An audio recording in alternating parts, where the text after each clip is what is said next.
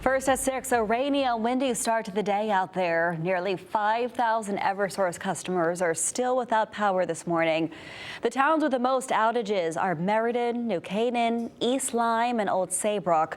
We'll get more on those latest outages in just a moment, but first we want to say good Monday morning. Thanks for joining us on Fox 61 and Fox 61 Plus. I'm Bridget Buorlo. It's a wet and windy morning out there, so let's get it right out to the forecast. Meteorologist Rachel Piscatelli joining us now with how much more rain we're expected to get. Rain.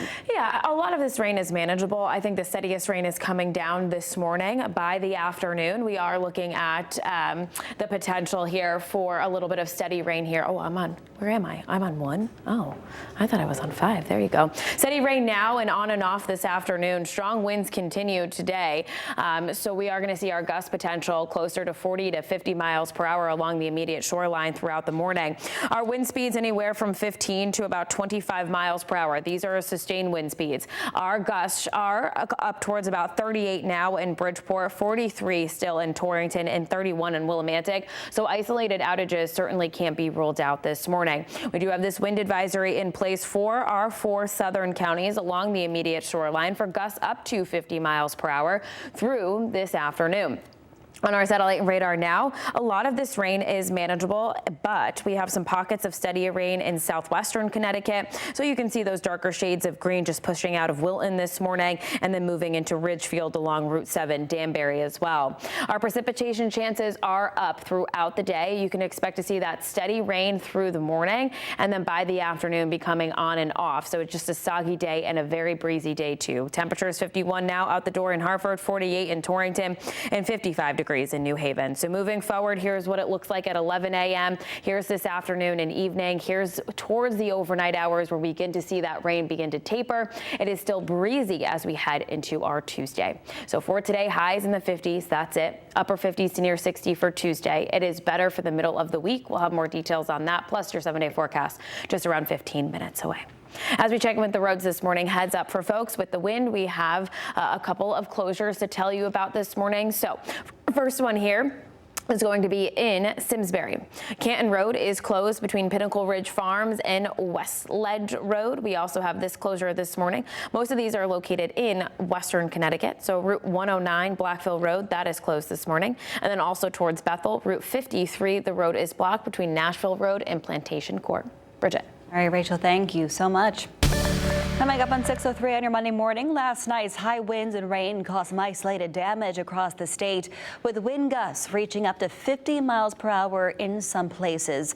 As mentioned earlier, thousands of Eversource customers remain without power, and we have team coverage for you this morning on the storm and the aftermath. Fox 61's Priscilla Meza is live in downtown Hartford, monitoring your road conditions in real time.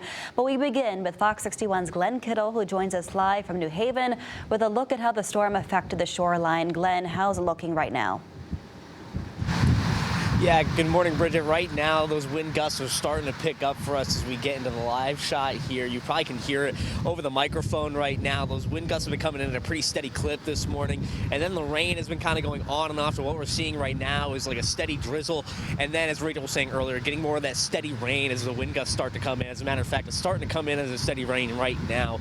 Once again, those wind gusts pretty powerful, especially on the drive down here. We took I-91 south to get down to the shoreline, and it's been a pretty windy day out there, pushing a car around, and definitely because of the rain, some ponding on either side of the highway. So you want to make sure you stay in that middle lane to avoid some of that. If you want to take a look here, we have a view of the sound right here. Just some of the way that the current is pounding on the rocks down here in New Haven along the Long Wharf Drive. Not very much visually here, but you can definitely see the current, just how powerful it is, at least from our view. We're not sure if you can see it, but you can definitely notice how powerful the current is, at least as of this morning. Definitely some windy conditions down here. Those 40 to 50 mile an hour gusts that Rachel was mentioning earlier definitely can be felt. Want to grab the raincoat, the windbreaker, the umbrella, and whatever you need to get through this weather today. So definitely some windy and stormy conditions out here, setting up that wet, rainy, and windy Monday. Definitely want to make sure you're prepared when you go out the door this morning. I'm going to send things back to you in the studio, Bridget. Great tips there, Glenn. You definitely have your raincoat ready and your hood and your umbrella as well. Thank you. We are continuing to track the rain this morning after a wet and windy day across Connecticut. Fox 61's Priscilla Meza is live in downtown Hartford with a look at the conditions there affecting the roads. How are they looking, Priscilla, right now? Good morning. It's another wet commute out here. Right now, I am in downtown Hartford near Highway I-84. And as you can see, there's still a bit of a slight drizzle and it is windy this morning. Now, as for road conditions, there may be a few slick spots. We have seen a few little areas where there's a bit of flooding, but nothing that will impact your commute this morning too much. This is just one area here of downtown Hartford, but last night our crews were out all across the state from Hartford to along the shoreline and up to Simsbury, where we saw roads flooding, trees coming down, and power outages hitting hundreds of homes. In Milford, heavy rain overwhelmed drains, sending water rushing into the streets. Over in Guilford, a massive tree came down, taking power lines with it. And in East Lyme, crews were still out late into the night, tracking down outages after strong wind and rain moved through. Now, neighbors there say they've been prepared for anything, especially after they went a week without power in previous years. It's been windy, so like just going around, make sure everything's bulked down outside. Trash cans are not going to be blowing around, that kind of stuff. It was a fuse, but yeah, it was a quick one, and you know, it was nice and easy. And I was like, those are the best ones, brother. You know, you get called out in the rain. These guys, they got called out in the worst weather.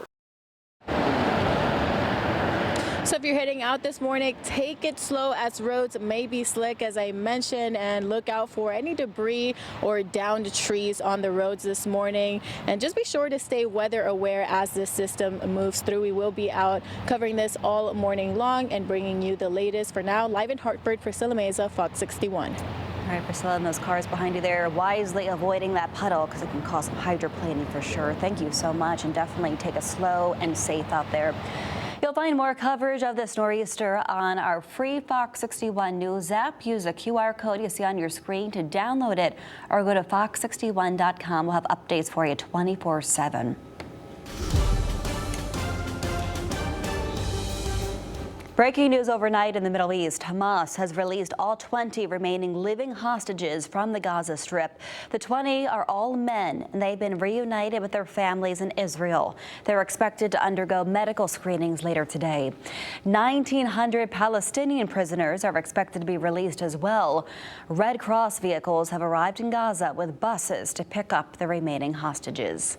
And just a short time ago, President Trump touched down in Tel Aviv. He was greeted by Israel's Prime Minister Benjamin Netanyahu and President Isaac Herzog. The president is expected to meet some of the hostages' families. And later on today, he's expected to travel to Egypt to participate in a 20-nation summit to talk about the future of the Middle East. Back here at home, a 17-year-old boy was taken to the hospital after he was shot. Hartford police say it happened just before 10 last night on Enfield Street. We're told the teenager's injuries were non-life-threatening. We don't know of the officers who they're searching for or if they've identified any people of interest, but we have calls out for you. We'll pass along any information as soon as we get it. 6:08 is your time. Starting today in Waterbury, Mainville Street will be temporarily closed so that city crews can replace a water main. The road will be closed from Thomaston Avenue to Parker Street. That's just a few blocks away from the Huntington Avenue area, which is the video you see right here. This is where crews have been working to repair that water main break for weeks now. The replacement project is expected to last through Thursday. If you have to drive in the area, expect delays and detours. Yesterday, about 100 Norwich Public Utilities customers were without water after a main break on Newtown Street. The road was closed between New London and Turnpike and East Avenue while crews worked. Service has since been restored. The utility asks people to run the tap cold water for 3 to 4 minutes to get rid of any cloudy water. 6:09 now. It's been 3 years since 2 Bristol police officers were shot and killed in an ambush attack. On Sunday, Bristol police held a private ceremony for Lieutenant Dustin DeMonte and Sergeant Alex Hamzy. And the department asked the community to show its support like it has since their deaths with the color blue. Fox 61's Sarah Sanchez takes a closer look at how the community continues to make sure their lives and sacrifices are never forgotten. You may remember this picture from the Bristol Police Department. 1 month after 2 of its officers died in the line of duty, blue lights from homes and businesses could be seen from above. And 3 years later, those lights have not dimmed. Shots fired, shots fired. More cars, send everyone. October 12th, 2022. The day 2 Bristol police officers, Lieutenant Dustin Diamante and Sergeant Alex Hamzy, made the ultimate sacrifice. They were sent to a home on Redstone Hill Road, along with Officer Alex Iarato, unaware the man who called 911 was waiting in the bushes, armed and in camouflage. All 3 officers were shot.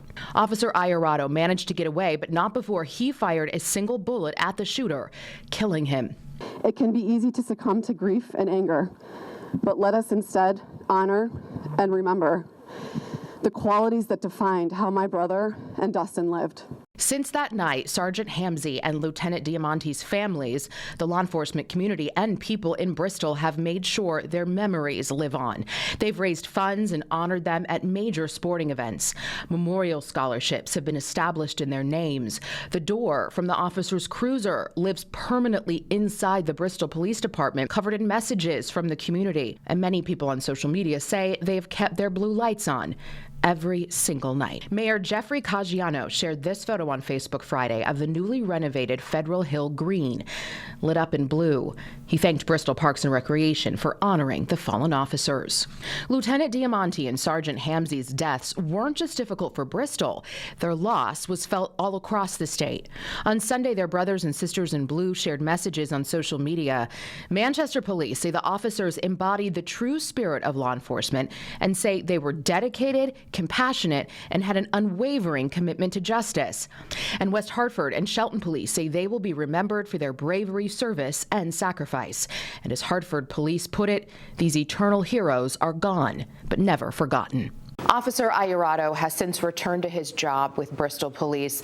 In a post on Facebook Sunday, the Bristol Republican Town Committee said Officer Iarato's courage and resilience are a powerful reminder of the strength and spirit within the Bristol Police Department. In studio, Sarah Sanchez, Fox 61.